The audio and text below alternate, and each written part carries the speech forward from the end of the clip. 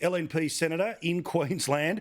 What a day, that Queensland government doing what it does best, which is making so much noise and screwing so many people over. But great man, in your man cave, from my man cave to yours, were you a little bit excited? Not, of course, by State of Origin on Sunday, sorry to mention it. But Adam Bandt. No. Adam Bandt comes out and says the caravan of no courage that went all the way up and flipped all those votes as they told people in central Queensland what job they were allowed to have or not. It didn't cost Labor any votes whatsoever. It was all Clive Palmer's advertising.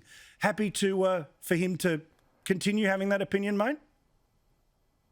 Mate, I agree with Adam Bandt 100%. It was a great success, the Bob Brown convoy, and they need to do a sequel.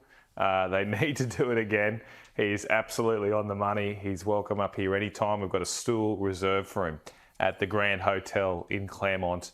Come on up, Adam, have a beer with the locals and tell us all how you've got this great vision for them to make solar panels and coffees and I don't know what else, IKEA furniture, I suppose, something, I don't know, in the future instead of mining coal. I'd love to have him up here and spread this message. You know, Paul, that I've got Bob here in the man cave with me. He's a constant presence here to help me out, but it's just not the same as the real thing. It doesn't do it. You really need the real deal up here, and so we can't wait. Let's bring it on. And you know what? One occasion with a sequel will be better. Well, and I think, and just like, the Fast and Furious, how they love having extra people come in, like I think The Rock came in Fast 5 or whatever, they need the Ghost to join them as well. Right. Because if you can have the all-star cast of Adam Bandt, Bob Brown and the Ghost, imagine how many votes that would not cost Labor at the next election. Well, I'm not sure if Fast and Furious is the best way to describe the hopefully electric charged convoy this will be. Maybe it's the Slow and Ponderous 2, something like that. But yes, it will, as I say, be a Wentworth Drift. Yeah, that's right.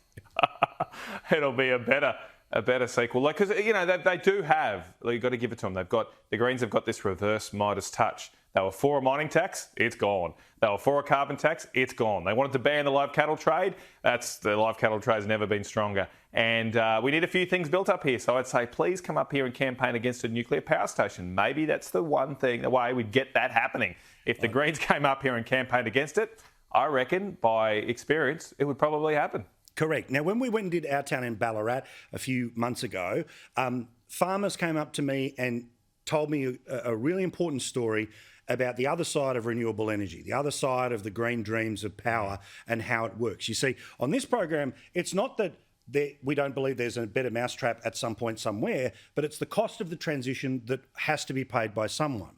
Now, in Melbourne, they are literally blowing up coal-fired power stations. Their plan is to drop electricity creation by 20% in a couple of years' time. It'll be replaced by some wind farms, some solar. But for that to come back to Melbourne, of course, you need all those high-tension power cables to come back. Now, they're not being dug under the ground like the Royal Commission into the Black Saturday fires said it should happen in regional areas. Instead, it's just going up and over the top. Over prime farmland around Ballarat, where potatoes are grown for McCain, for McDonald's and so many others, they're about to have high-tension power lines put over the top. Who knows what the health conditions are? But how's this for the screw you for the farmers? They're not getting paid for those radiation things going over the top of their farms. They're only going to be paid for the little squares of land that hold up the poles. We are seeing yet again the example of how the feelings of the big city, the bush pays. Paul, you're absolutely right. I know that area well. My wife's family are potato growers for McCain's in that Ballarat area. It's a great food producing area of our nation, but this is just another example of where the guilt felt by inner city elites in our capital cities is paid for by those in the bush. The inner city elites like to send the bill out to the coal miners, the farmers, small community towns to pay off their moral guilt.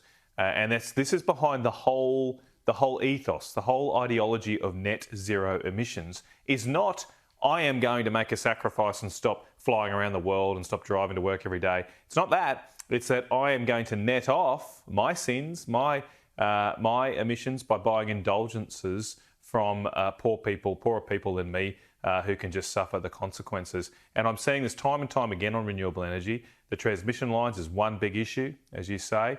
We've got to build whole new networks across the country for these things because they're not near the coal power stations or gas power stations we had before. And a lot of the actual wind farms themselves or solar panels themselves are going on prime agricultural land or right next to people's houses. I was in Barnaby's Electric New England a few months ago, and there are wind turbines being proposed just a few hundred metres from people's houses. How would you like that? What do you reckon if we turned up in Zali Steggall's electorate in Warringah and started putting wind turbines up through Mossman? What do you reckon they'd be welcoming them? I think they love wind. Apparently they love wind. Would they like them right next to their apartment complexes? Yeah, correct. If only the joint could be powered by the hot wind of that local MP. Thank you so much, Senator. All the best. God love that man cave. We'll talk to you again very soon. Matt Canavan there, kicking backside, doing what we love, which is talking common sense about those issues. And again, if you're affected by that in and around Ballarat, we'll try and keep fighting for you. But the state government looks like it's just going to steamroll through. So the bush, yet again, pays for the indulgences of the city.